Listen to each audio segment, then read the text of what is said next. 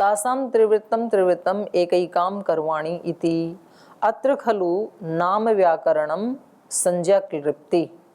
तो जो ये नामों का व्याकरण है उसको तो सूत्र में संज्ञा क्लृप्ति कहा है कि ये मनुष्य होगा, ये गाय होगा, भैंस होगा, इस तरह से जो नामों की जो अभिव्यक्ति है नाम व्याकरणम संज्ञा क्लृप्ति ही, और रूप व्याकरणम मूर्ति क्लृप्ति। सूत्र में जो मूर्ति क्लृप्ति है वो क्या है? रूप व्याकरणम, रूप का अलग अलग खोल के बताना। ते उभे अपि जीवात्मना सह अनुप्रविश्य शरीरे परमात्मा एव करोति। तो कह रहे हैं ये दोनों काम मतलब संज्ञा क्लृप्ति और मूर्ति क्लृप्ति, ये जीवात्मना सह अनुप्रविश्य, जीवात्मा के साथ साथ ही प्रवेश करके परमात्मा एव करोति, परमात्मा ही करता है, जीवात्मा नहीं करता है। यदा ही गर्भे जीवात्मा प्रविशति तदेव परमात्मनो अपि तद अनुप्रवेशेन अवश्यम भवितव्यम। उसको खोल रहे हैं जो मैं आपको बात कह रही थी, कह रहे हैं जब ये यदा ही जीवात्मा गर्भे प्रविशति, जब ये जीवात्मा गर्भ में प्रवेश करती है, तदैव उसी समय परमात्मनो अपि तद अनुप्रवेशेन, परमात्मा भी उसके साथ साथ ही प्रवेश करते हुए, अनुप्रवेशेन अवश्यम भवितव्यम, तो बोले उसके साथ साथ उसका अनुप्रवेश भी वहां होना ही चाहिए, उस परमात्मा का भी। क्यों? तस्य विभुत्वात्, विभु होने से, मतलब केवल जीवात्मा अकेला कहीं अनुप्रवेश नहीं कर सकता है, क्योंकि जहां जहां जीवात्मा जा रहे हैं वहां वहां परमात्मा भी तो है ना, तो उसके अनुप्रवेश करने से। यदा ही गर्भे जीवात्मा प्रविशति तदैव परमात्मनो अपि तद अनुप्रवेशेन अवश्यम भवितव्यम तस्य विभुत्वात् तदानीं शरीरंग निर्माणम परमात्मा जीवार्थम करोति। और कह रहे हैं तब शरीर के अंगों का निर्माण परमात्मा इस जीव के लिए करता है, क्योंकि शुरू में तो एक ही मांसपेशी होती है ना, तो उसके बाद ही फिर अलग अलग अंगों का निर्माण परमात्मा करता है। वो किस लिए करता है? इस जीव के लिए। न जीवात्मा तत्कर्ता अस्ति, जीवात्मा इस शरीर का कर्ता नहीं है।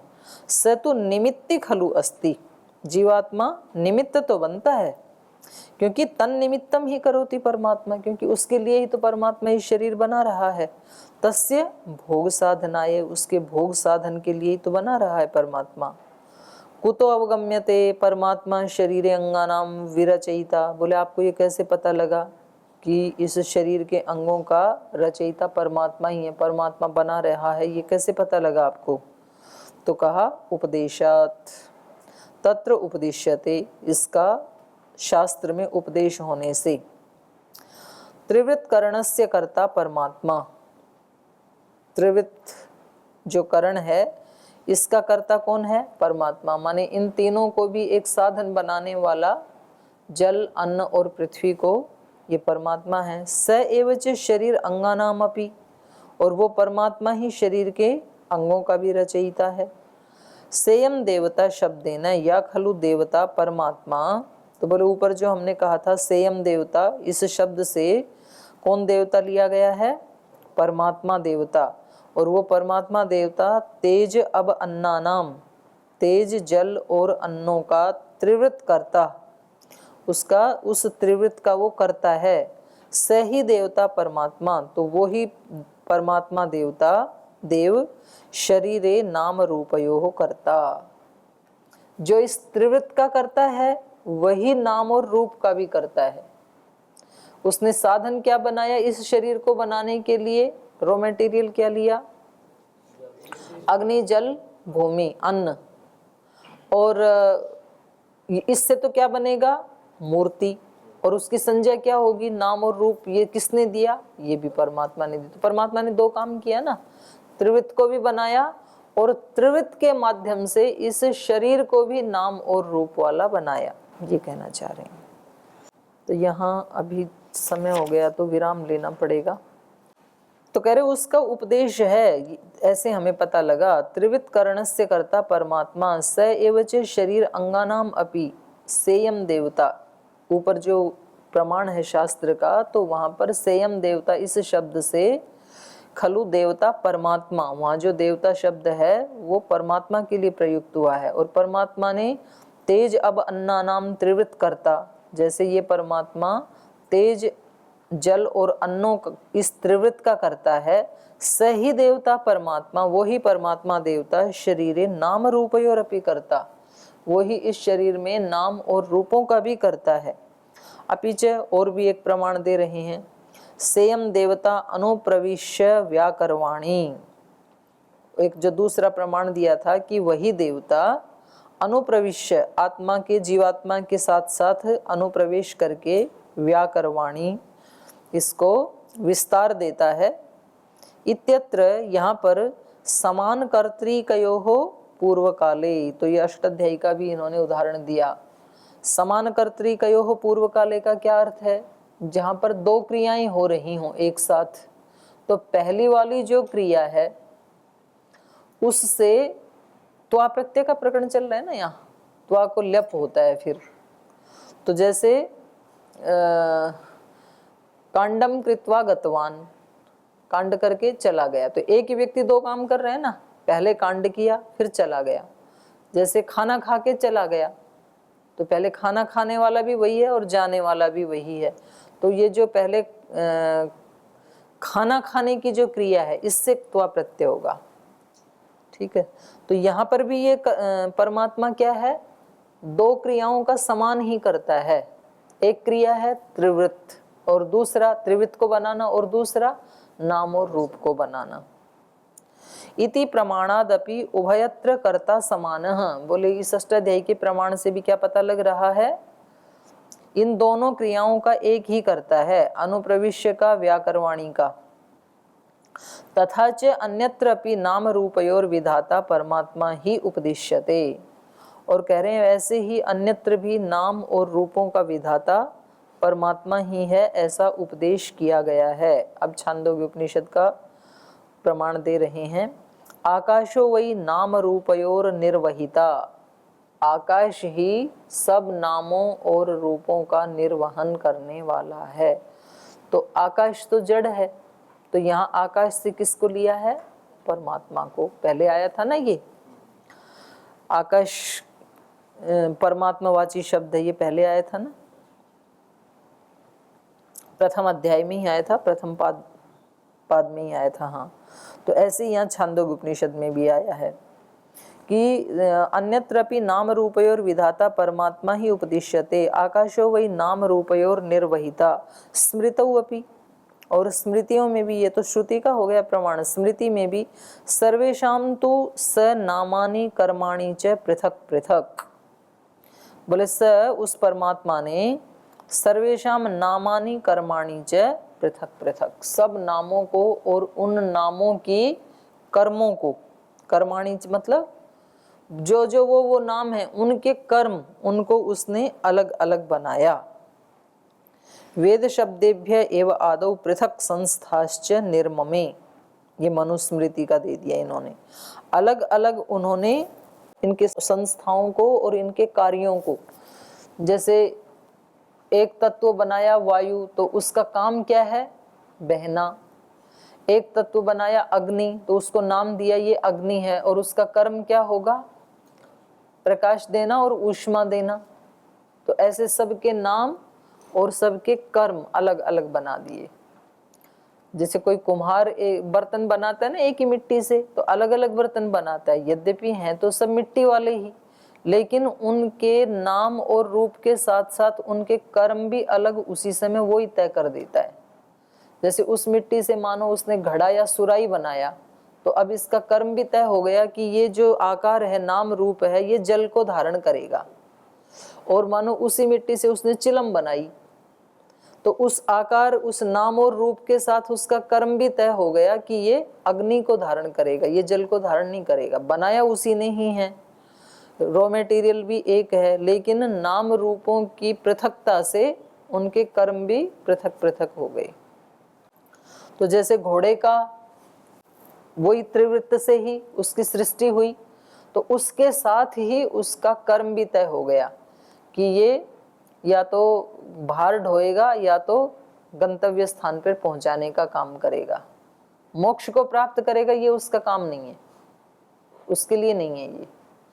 तो ये कह रहे हैं ये सब परमात्मा ने ही तय किया है।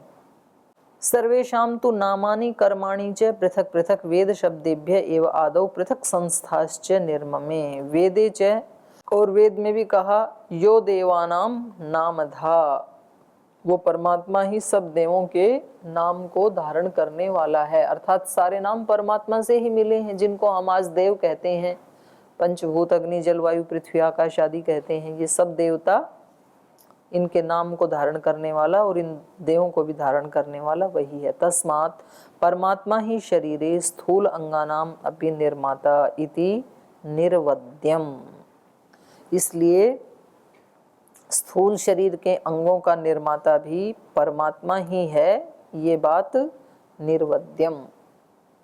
इसमें बिल्कुल ठीक, बिल्कुल यही प्रामाणिक बात है, इसमें कुछ भी गलत बात नहीं है, अवध्य नहीं है, ये निर्वध्य है, यही शाश्वत सत्य है। ताहा तेजो अब अन्न रूपाः अग्नि जल भूमि रूपाः तिस्रो बहि त्रिवृत भूता देवताः इमा तिस्रो देवता पुरुषं प्राप्य त्रिवृत त्रिवृत एकैका भवति। इत्थं त्रिवृत्वं पुनः कथम गच्छन्ति इति उच्यते। कह रहे हैं तेज जल और अन्न, ताहा तेजो अब अन्न रूपा अग्नि जल भूमि, तो ये तीन भूत हो गए। तेज का मतलब अग्नि, अप का मतलब जल और अन्न का मतलब भूमि। तो अग्नि जल भूमि रूपा तिस्रो बहिः, ये तीनों क्या हैं? बहि, बाहर के, मतलब स्थूल रूप है इनका। तिस्रो बहि त्रिवृत भूता, ये तीनों बाहर दिखाई देते हैं और ये त्रिवृत भूत देवता हैं। इमा तिस्रो देवता पुरुषम प्राप्य, तो ये तीनों जो स्थूल देवता हैं, ये इस पुरुष को प्राप्त करके, जीवात्मा को प्राप्त करके त्रिवृत त्रिवृत एकैका भवति, तीनों ही त्रिवृत त्रिवृत माने तीन तीन जुड़ करके एक एक पदार्थ को बनाते हैं। त्रिगुणात्मक सब वस्तुएं हैं। ये यहाँ पर त्रिगुणात् का मतलब सत्वरजतम नहीं है, यहाँ पर क्या है? अग्नि जल और पृथ्वी। तो कह रहे इत्थम त्रिवृत्वम पुनः कथम गच्छन्ति, तो ये त्रिवृत्व कैसे बन गया? ये कैसे परमात्मा ने ये एक अलग चीज बना दी त्रिवृत्त वाली? तो इसका उत्तर दे रहे हैं।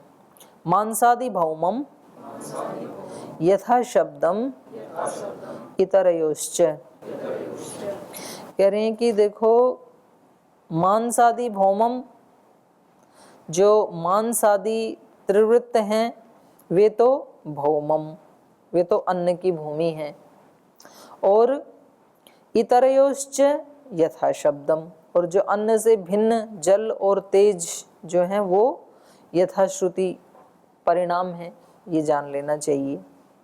जैसे शरीरे यन मांसादि त्रिवृत्तम तद भौमम, जो शरीर में मांसादि का त्रिवृत्त है, मांस बना है तो किससे बना? त्रिवृत्त से। तो ये मांसादि का त्रिवृत्त, आदि कहने से यहाँ पर क्या ले लेंगे? स्थूल जो भी है। मांसादि त्रिवृत्वम तद भौमम, वो भूमि का भाग है। भूमि अन्नस्य, और भूमि किसका है? जो यहाँ पर शास्त्र में अन्न कहा जा रहा था, तो एक तरह से अन्न का भाग है। तो जो हम खाते पीते हैं ना, तो उससे जो मांस आदि हैं, ये शरीर में जो बनते हैं, ये किसका भाग है? अन्न का, भूमि का।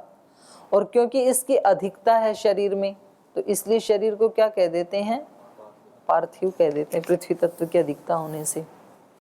उक्तम यथा अन्नम अशितम त्रेधा विधीयते तस्य यह स्थविष्ठो धातु तत्पुरुषम भवति, यो मध्यमः तन्मांसम, यो अनिष्ठः तन्मनः। ये छांदोग्य उपनिषद का है। तो कहा कि जो कुछ भी अन्नम अशितम, जो कुछ भी अन्न खाया जाता है इस मनुष्य के द्वारा, त्रेधा विधीयते, तो वो तीन प्रकार से उसका विधान है, वो तीन भागों में बट जाता है।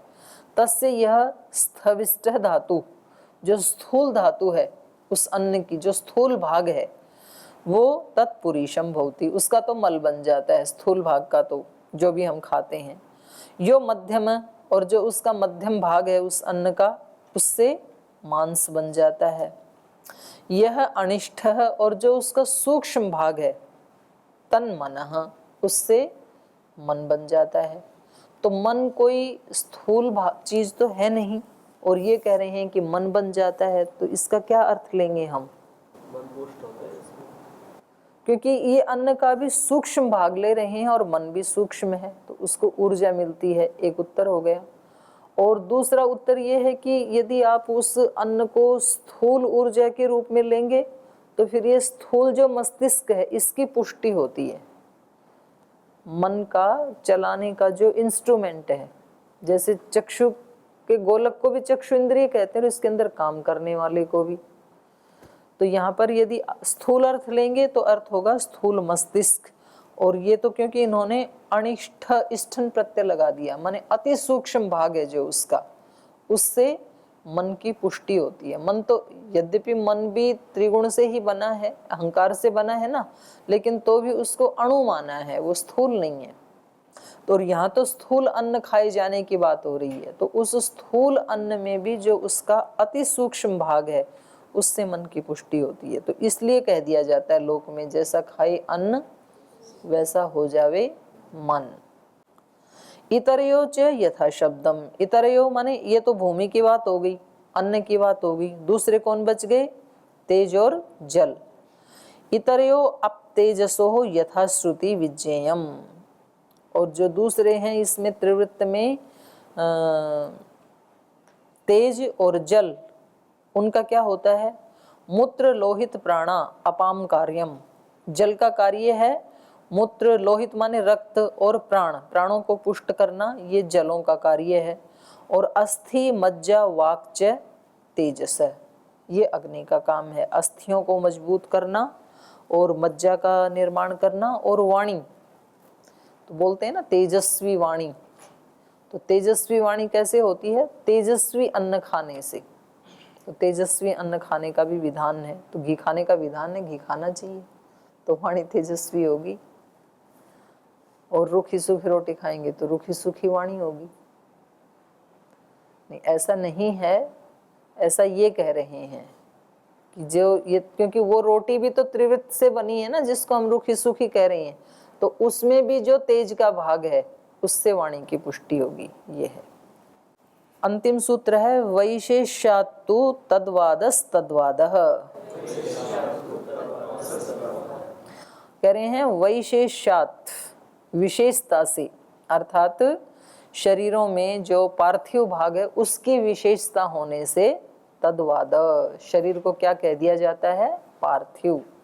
और दोबारा जो तद्वाद आया वो पाद की समाप्ति का सूचक है। तद्वादस तद्वाद इति द्विरुक्ति अध्याय समाप्ति सूची का। तद्वादः पूर्व सूत्र प्रदर्शित मांसादि भौमम इत्यादि वादः वैशेषात् खलु अस्ति। बोले पूर्व सूत्र में जो मांस आदि जो है ये भूमि से अर्थात अन्न से बनता है, ये जो कहा था, तो ये जो वाद है ये वैशेषात् खलु अस्ति, विशेषता के कारण, माने उसमें अन्न का भाग विशेष है, शरीर में स्थूल भाग विशेष है, ज्यादा है, इसलिए कह दिया गया है। यद्यपि भौतिकम अधिशरीरम च सर्वम त्रिवृत संभवम त्रिविन्मयम व अस्ति, तथापि शरीरे मांसादि भौमम लोहितादिकम आप्यम मज्जादि तैजसम तो वैशेषात् बाहुल्यात् आधिक्यात् भूयस्त्वात् उच्यते। यद्यपि भौतिक जो शरीर है, भौतिकम अधिशरीरम च सर्वम त्रिवित संभवम, जो भौतिक शरीर है ये सब क्या है? त्रिवृत्त से ही बना है। त्रिविन्मयम व अस्ति, या ये कहें कि त्रिवृतमय है, जिससे बना है। केवल भूमि से, केवल अन्न से थोड़ी बना है, त्रिवृत से बना है, तो त्रिवृतमय है। त्रिवितमयम व अस्ति, तथापि फिर भी शरीरे मांसादि भौमम लेकिन फिर भी शरीर में जो भूमि का भाग है, अन्न का भाग है, वो अधिक है, मांस आदि अधिक है ना। और लोहितादिकम आप्यम, जो रक्त आदि जो जलीय तत्व हैं, और मज्जा आदि तेजसम तु, और मज्जा आदि जो तेजस हैं वो वैशेषात बाहुल्यात आधिक्यात भूयस्त्वात उच्यते। तो उनमें से तीनों में से यद्यपि तीनों ही हैं, लोहित आदि भी हैं, तेजस आदि भी हैं और मांस आदि भी हैं, लेकिन अधिकता किसकी है? मांस आदि की ही है। शरीर में मांस ही ज्यादा है, रक्त उससे कम है। यद्यपि कह तो ऐसे देते हैं कि इस शरीर में 70% पानी है, ऐसे कहते हैं ना, लेकिन देखते हैं जब हम फिजिकली देखते हैं तो शरीर में मांस की ही अधिकता है, पृथ्वी तत्व की ही अधिकता है।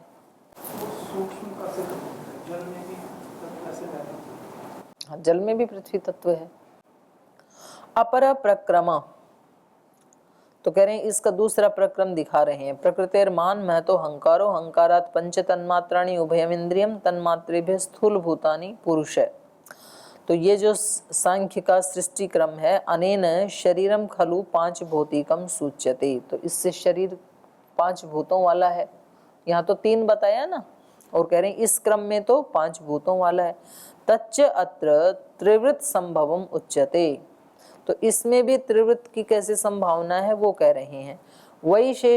वैशेष्यात आधिक्यात एव खलु, त्रिवृत कह रहे हैं, इसका मतलब ये नहीं कि आकाश है ही नहीं और वायु तत्व है ही नहीं, ऐसा नहीं है, पर इन तीनों की अधिकता है, तो इनकी विशेषता है, इसलिए यहाँ पर त्रिवृत कहा। तो उससे कुछ कोई यूं कहे कि ये तो विरोध आ गया जी, वहां तो 5 से बताया, यहाँ तो 3 से बताया, तो विरोध नहीं है, इनकी अधिकता होने के कारण इनका नाम लिया है आचार्य ने। अथ अन्यश्च पृथिव्या औषधयः, और एक इसका बता रहे हैं तैत्तिरीय उपनिषद का, कि सबसे पहले पृथिव्याः औषधयः, औषधिभ्यो अन्नम, अन्नात् पुरुष है, तो ये भी है, पृथ्वी से औषधियाँ उत्पन्न होती हैं, औषधियों से अन्न और अन्न से पुरुष। स व एष पुरुष अन्न रसमय, इसलिए ये पुरुष कैसा है? अन्नमय और रसमय है, क्योंकि उसी से उत्पन्न हुआ। तो अनेन खलु शरीरम पार्थिवम इति वाद कुत्रचित यत् प्रतिपाद्यते सोपि वैशेष्यात् आधिक्यात् पृथ्वी भागस्य प्राचुर्यात् इति उह्यम। तो कह रहे हैं इन भागों को देख करके यहाँ पर कोई कहे कि भाई ये तो अन्नमय और रसमय बताया, तो केवल पृथ्वी और जल से ही बना क्या शरीर? तो कह रहे हैं ऐसा नहीं है, ये इन सब में भी इन दोनों की अधिकता होने से अनेन खलु शरीरम पार्थिवम इतिवाद। तो कोई कहे भाई ये तो पार्थिववाद हो गया, शरीर को तो पार्थिव कहा जाता है, तो इसका मतलब ये केवल पृथ्वी तत्व से बना है, ऐसे कोई कहे तो कुत्रचित यत् प्रतिपाद्यते सोपि वैशेष्यात्, तो वो विशेषता के कारण ही है, वो पृथ्वीवाद भी अगर कहीं कोई चला है तो अधिकता के कारण ही है, पृथ्वी भागस्य प्राचुर्यात्, उसकी प्रचुरता होने से। तो इस प्रकार से ये द्वितीय अध्याय का चतुर्थ पाद समाप्त होता है। तृतीय पाद हम कल पढ़ेंगे, तृतीय अध्याय आज यहीं विराम लेते हैं।